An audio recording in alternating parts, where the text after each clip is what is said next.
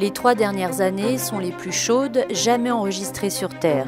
En cause, les émissions de gaz à effet de serre liées aux activités humaines. Au cours des dernières décennies, la température a augmenté de 1 à 2 degrés selon les régions du monde, un réchauffement d'une brutalité sans précédent qui a des conséquences au niveau global comme au niveau local. Le réchauffement mesuré actuellement, c'est 0,9 degrés à l'échelle de la planète. Ça a des conséquences très concrètes, la hausse du niveau des mers par exemple, donc pour toutes les populations qui vivent sur le littoral.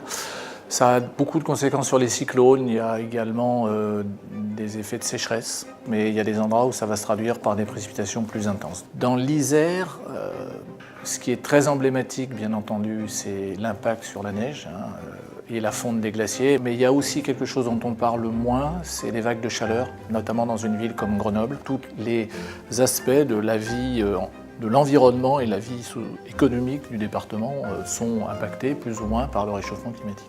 Ça va concerner la forêt, ça va concerner l'agriculture, ça va concerner la biodiversité, ça va concerner les ressources en eau.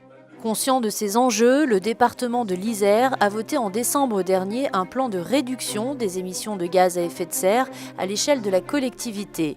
Il a aussi organisé une conférence débat en présence du climatologue Thierry Lebel afin de sensibiliser les citoyens et de réfléchir collectivement aux problématiques engendrées par le réchauffement climatique.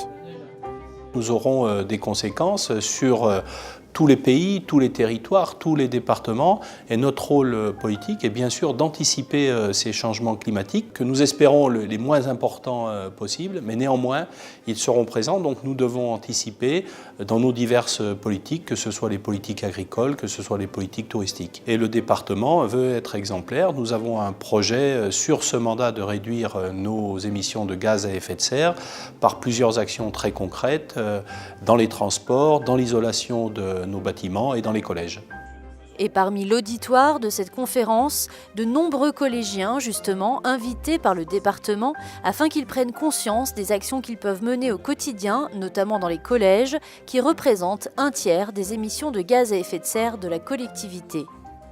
Parmi les collégiens, certains sont allés à la COP23, ils nous ont rendu compte de leurs travaux et pour nous, c'était très important que des jeunes collégiens isérois soient présents à cette COP23 pour porter l'image du département et surtout pour porter un message d'avenir parce que la jeunesse est particulièrement concernée par ce réchauffement climatique.